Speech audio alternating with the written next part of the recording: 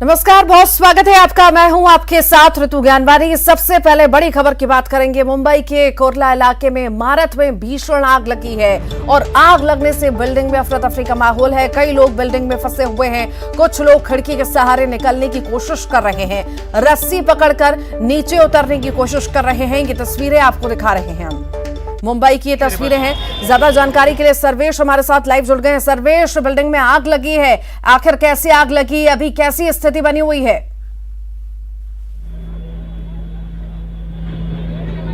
रुचि, ये हम अपने तमाम दर्शकों को बता दें कि आग की जो घटना थी पूरी तरह से एक बहुत बड़ा हादसा टल गया, मुसीबत टल गई। इस 12 मंजिला रेलवे जो कुर्ला इलाके में इमारत है, तमाम जितने भी रहवासी थे उनके लिए एक बड़ी मुसीबत टल गई है। आग की घटना थी, धुआं जो काला धुआं था काफ़ी निकला और जिस तरह से खबर आई थी कि आग बड़े पैमाने पर लगी हुई है, लेकिन जो अब आउटपुट निकल कर सामने आया उसके मुताबिक 12वीं मंजिल के फ्लोर पर ये आग लगने की बात सामने आई थी।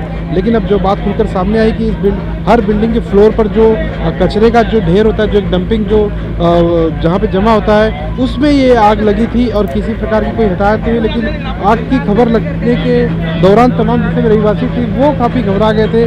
कुछ लोग निकलकर अपने जो पैसेज होता है इमारत की जो पैसेज, वहाँ पर खड़े हो गए थे। कुछ लोग रस्सी के सहारे निकलने की तस्वीरें सामने आई। हालांकि अब पूरी में तमाम फायर ब्रिगेड के जवान दिखते हैं कि तकरीबन 10 से 12 जो दमकल की गाड़ियां हैं, मुंबई के दमकल कर्मचारी वो जल्द से जल्द यहां पर पहुंचे और पूरी स्थिति पर उन्होंने कंट्रोल कर लिया। लोकल पुलिस की जो टीम है वो भी यहां पर पहुंची थी। लोकल यहां के जो स्थानीय विधायक है वो भी यहां पर पहुंचे थे। साथ ही मुंबई की जो पूर्व महापौर किशोरी पेडनेकर हैं वो भी यहाँ पर पहुंचे थे। पूरी तरह से स्थिति नियंत्रण में है। कोई भी किसी भी प्रकार के किसी भी व्यक्ति के जो इस सोसाइटी में रहता था उसके हताहत होने की कोई खबर नहीं है।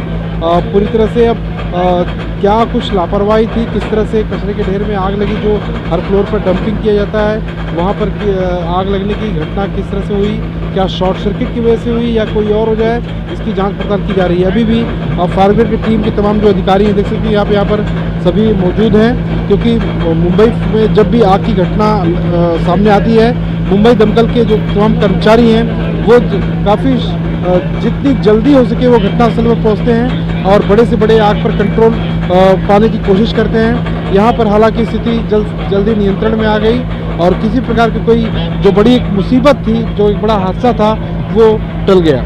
वाकई बड़ा हादसा टला है, नहीं तो कई सारे लोगों की जान पर आ सकती थी। बहुत बहुत शुक्रिया सर्वेश जानकारी को साझा करने के लिए। दुर्ग से बड़ी खबर है। स्कूल के प्रिंसिपल ने अश्लील हरकत की है। नाबालिग छात्राओं से अश्लील हरकत का यह मामला सामने आया है। अश्लील हरकत के आरोप में प्रिंसिपल गिरफ्तार भी हुआ है। परिजनों की शिकायत पर पुलिस ने प्रिंसिपल को गिरफ्तार किया। पॉक्सो एक्ट के तहत पुलिस ने कार्रवाई की है। स्मृति नगर स्थित सेंट जेवियर्स स्कूल का यह मामला आपको बता रहे हैं। सुपेला पुलिस ने प्रिंसिपल को फिलहाल गिरफ्तार कर लिया है। सेंट जेवियर स्कूल की कुछ छात्राएं जो हैं उनके द्वारा वहाँ के जो प्रिंसिपल हैं उनके अगेंस्ट में शिकायत दी गई है, दर्ज कराई गई है कि उनके द्वारा जो प्रिंसिपल के द्वारा है गलत हरकत किया जाता रहा है बच्चियों से। के संबंध में शिकायत को अभी जांच करने के उपरांत एफआईआर किया जा रहा है और एफआईआर करके जो मुनासिब कार्रवाई की जा रही है। प्रथम दृष्टया अभी जांच चल रहा है और जैसा भी इसमें जो बैड टच की जो शिकायत मिली है उसके संबंध में जाँच करने के उपरांत पे कार्रवाई की जाएगी। तो स्कूल में प्रिंसिपल ने नाबालिग छात्राओं से अश्लील हरकत की है और इसी पर परिजन भड़के और पुलिस थाने पहुंचे। शिकायत की गई प्रिंसिपल की। प्रिंसिपल को फिलहाल गिरफ्तार कर लिया गया है। पॉक्सो एक्ट के तहत पुलिस ने ये कार्रवाई की है और फिलहाल पूछताछ लगातार इस मामले में जारी है। परिजनों की शिकायत पर पुलिस ने गिरफ्तार कर लिया है प्रिंसिपल को। अब पूछताछ हो रही है। स्कूल के प्रिंसिपल ने अश्लील हरकत की है। ये बड़ी खबर आपको दुर्ग से बता रहे हैं, जहां पर प्रिंसिपल द्वारा अश्लील हरकत की गई है नाबालिग छात्राओं से और इस पर परिजन भड़क उठे और परिजनों ने शिकायत भी की है पुलिस में। पुलिस ने गिरफ्तार कर लिया है प्रिंसिपल को। फिलहाल पूछताछ जारी है।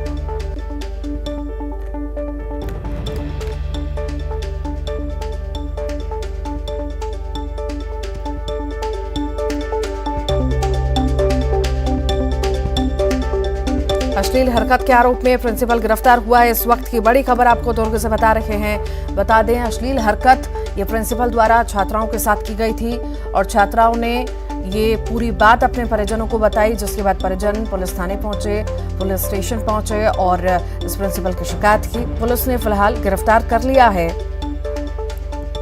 प्रिंसिपल को। अभी पूछताछ जारी है, छात्राओं से भी पूछताछ हो रही है, प्रिंसिपल से भी पूछताछ हो रही है। दुर्ग के स्कूल का ये मामला आपको बता रही है, जहां पर नाबालिग छात्राओं से अश्लील हरकत की है।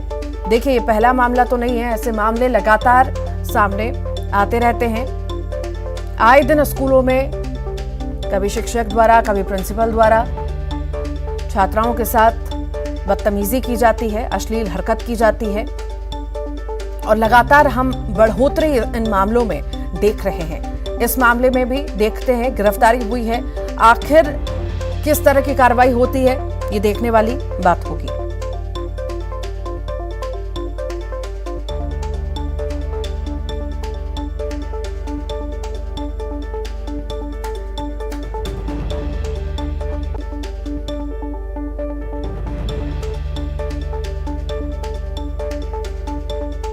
दुर्ग की यह खबर आपको बता रहे हैं, जहां पर प्रिंसिपल को गिरफ्तार किया गया है, जहां से स्कूल में छात्राओं से अश्लील हरकत के इस प्रिंसिपल पर आरोप लग रहे हैं और पुलिस ने मामला भी दर्ज कर लिया है, प्रिंसिपल को गिरफ्तार भी कर लिया है। पॉक्सो एक्ट के तहत कार्रवाई की गई है। अभी फिलहाल पूछताछ जारी है, छात्राओं से भी और प्रिंसिपल से भी।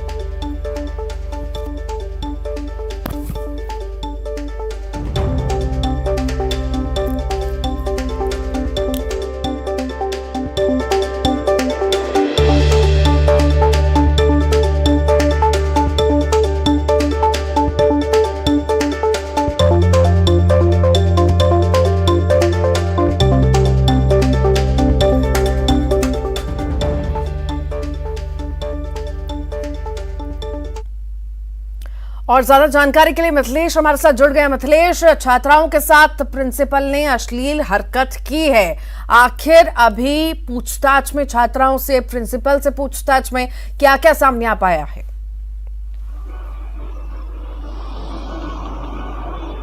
देखिए ऋतु, बताना चाहूंगा कि ये पूरा मामला जो भिलाई के स्मृति नगर का है, जहां पर सेंट जेवियर्स स्कूल का जो प्रिंसिपल है वो 10वीं और 12वीं की छात्राओं के साथ में अश्लील हरकत कर रहा था। लंबे समय से उसके साथ ये अश्लील हरकत की जा रही थी। जब छात्राओं को बार बार परेशान किया जाने लगा, तब छात्राओं ने अपने परिजनों को इस पूरी घटना के बारे में बताया, जिसके बाद परिजनों का आक्रोश भड़क उठा। वे आज सुपेला थाना पहुंचे, जहां पर उन्होंने इस पूरे मामले की शिकायत की। पुलिस ने भी बगैर देरी किए तत्परता दिखाते हुए आरोपी जो प्रिंसिपल है उसको गिरफ्तार कर लिया है और उसके खिलाफ पॉक्सो एक्ट के तहत कार्रवाई की जा रही है। सबसे बड़ी बात यह है कि लगातार इस तरह की घटनाएं होती है, ये एक चिंताजनक विषय है। जबकि पुलिस और प्रशासन जो है अवेयरनेस के प्रोग्राम चला रहा है, बावजूद इसके इस तरह की घटना होना ये चिंतनीय विषय है। तो फिलहाल अभी पूरे मामले की जांच की जा रही है। छात्राओं ने जो अपने परिजनों को बताया था कि वो ये था कि बार बार वो अपने केबिन में बुलाता था और उन्हें परेशान करता था और फेल कर देने की धमकी देता था। और जब इससे जब छात्राएं घबरा गई तो वे कुछ नहीं बोली, लेकिन जब सर से पानी उठने लगा तब उन्होंने इस पूरे मामले की शिकायत जो है वो अपने घर वालों से की और ये पूरा मामला थाने तक पहुंचा और अभी पुलिस आरोपी को गिरफ्तार कर ली है। जी ठीक, बहुत शुक्रिया जानकारी को साझा करने के लिए मिथिलेश। चलिए आगे बढ़ेंगे। मुख्यमंत्री भूपेश बघेल की अध्यक्षता में आज राजधानी रायपुर के न्यू सर्किट हाउस में 2 दिवसीय कलेक्टर और एसपी कॉन्फ्रेंस की शुरुआत हुई है, जिसमें मुख्य सचिव अमिताभ जैन, अतिरिक्त मुख्य सचिव सुब्रत साहू, डीजीपी अशोक जुनेजा, संभाग कमिश्नर, आईजी, सभी जिलों के कलेक्टर और एसपी उपस्थित रहे। कॉन्फ्रेंस को संबोधित करते हुए सीएम ने सभी जिलों के कलेक्टर और एसपी को कानून व्यवस्था पर कड़ी नजर रखने का सख्त निर्देश दिया है। उन्होंने पुलिस अधिकारियों से कहा कि प्रदेश में विजिबल पुलिसिंग नजर आनी चाहिए और अपराधों की रोकथाम करते हुए केवल छोटे स्तर पर कार्रवाई नहीं करें, बल्कि आंकड़े न देकर ठोस कार्य योजना को अंजाम दें। उन्होंने महिलाओं के खिलाफ अपराधों को रोकने के लिए जल्द ही महिला गश्त पीसीआर वाहनों की शुरुआत करने की भी घोषणा की। अपराधियों के साथ जीरो टॉलरेंस की नीति अपनाने का निर्देश भी दिया। और इसी के साथ ही सीएम ने कहा कि दूसरे प्रदेशों में चिटफंड कंपनियों की संपत्ति पर कुर्की की कार्रवाई करें। चिटफंड के मामलों में धीमी कार्रवाई पर मुख्यमंत्री ने नाराजगी भी जताई और चिटफंड कंपनियों पर तेजी से कार्रवाई करने के निर्देश दिए। राज्य के भीतर और पड़ोसी राज्यों से आने वाले नशीले पदार्थों पर कड़ी निगरानी रखने और इनकी तस्करी को जड़ से खत्म करने के भी निर्देश दिए गए हैं। मुख्य रूप से जो बात आई है चिटफंड कंपनियों के जो पैसा है अभी तक के करीब 37 करोड़ के आसपास वापस हो चुका है, इसमें तेजी लाने की बात है। दूसरी बात यह है कि जो अवैध गांजा जो हमारा प्रदेश है वो ट्रांजिट एरिया पड़ता है, उड़ीसा से गांजा निकल के आता है और बस्तर से लेकर रायगढ़ तक के और यहाँ से निकल के दूसरे प्रदेशों में जा रहा है। अभी तक के लगभग 1,10,000 किलोग्राम गांजा जब्त किया गया है। बड़ी उपलब्धि है, लेकिन इस मामले में उड़ीसा सरकार से अधिकारी स्तर से लगातार बातचीत हो भी रही है। इसे वहाँ जो उत्पादन हो रहा है उसे रोका जाए। महत्वपूर्ण बात यह है क्योंकि यदि वहाँ उत्पादन हो रहा है, अवैध रूप से खेती कर रहे हैं, तो जब तक कि नहीं रुकेगा तब तक के एक अवैध गांजा का परिवहन होता रहेगा।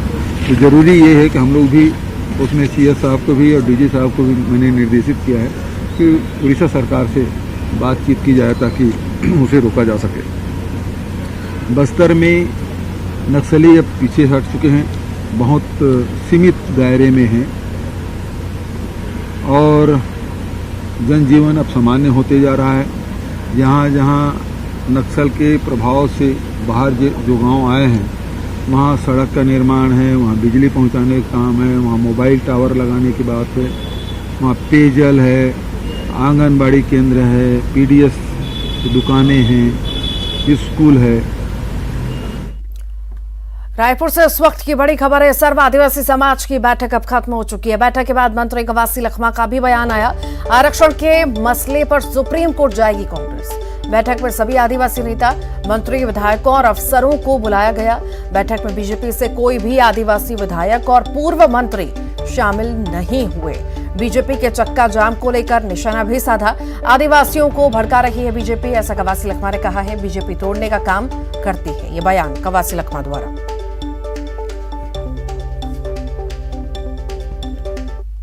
में आज आरक्षण के मुद्दे को लेकर के सर्व आदिवासी समाज की बैठक हुई, जिसमें कई कांग्रेस के नेता, मंत्री, विधायक शामिल हुए। हमारे साथ सूबे के मंत्री कवासी लखमा हैं, इनसे ही जान लेते हैं बैठक में क्या कुछ फैसला लिया गया, क्योंकि आरक्षण घटा है आदिवासियों का, और ऐसी स्थिति में क्या फैसला? आज हमारा 2-3 घंटा इस हाउस में लगातार हमारा आदिवासी नेता लोग, पूर्व IAS लोग, वर्तमान अधिकारी लोग, सब लोग मिल के हम लोगों को, कांग्रेस MLA लोगों को, भारतीय जनता पार्टी MLA लोगों को, आदिवासी लोगों को बुलाए, पूर्व MLA, पूर्व मंत्री लोगों को बुलाए। लेकिन भारतीय जनता पार्टी का एक न पूर्व मंत्री आया, न वर्तमान MLA आया। हम लोग सारे लोग बस्तर से और सरगुजा से सभी मंत्री आए। हम आदिवासी के बात सुने, आदिवासी लोग थोड़ा थोड़ा कड़ी कुटी भी हमको सुनाए, और इस बात को तो हमको सुनना पड़ेगा। हम आदिवासी साथ खड़े हैं, क्योंकि ये जो लफड़ा है ये भारतीय जनता पार्टी RSS ये तोड़ने का काम करती है। 2011-12 में हाई कोर्ट में लगाया। हाई कोर्ट में एक निर्देश दिया है कि इस हाई कोर्ट को मतलब ठीक ठाक से नहीं लगाओ और पेश करो। सरकार ने ननकीराम कोवर, वरिष्ठ आदिवासी नेता, उनको नियुक्त किया गया 5 मंत्रिमंडल, लेकिन उस कागज को पेश नहीं किया पाए। 6, 7 साल 8 साल सोते रहे, लेकिन उसके बाद हाई कोर्ट ने कितने दिन रखेगा, निरस्त कर दिया। आज तो चक्का जाम कर रहे हैं। कोंडागांव में चक्का जाम हो रहा है। बीजेपी के सब नेता, केदार कश्यप हैं, लता उसेंडी हैं, वो भी आदिवासी नेता हैं, चक्का जाम कर रहे हैं। ये इनके खाने का दांत अलग है, दिखाने का अलग है। कोर्ट ने नहीं लड़ पाएंगे, और हम आदिवासी को भड़काने का काम किया है। हमारे साथ थे सूबे के नेता कवासी लखमा, जो कि आदिवासी समाज का प्रतिनिधित्व भी करते हैं, बस्तर से आते हैं, और इनका कहना है कि जिस तरह से ये पूरा आरक्षण का मसला उठा, तथ्यों को सही तरीके से बीजेपी कोर्ट में पेश नहीं कर पाई और इसलिए आदिवासियों का प्रतिशत घटा। फिलहाल इस पूरे मसले को लेकर कांग्रेस अब सुप्रीम कोर्ट जाने की तैयारी में है। कैमरा पर्सन रोहित श्रीवास्तव के साथ देवव्रत भगत, न्यूज़ 18 रायपुर।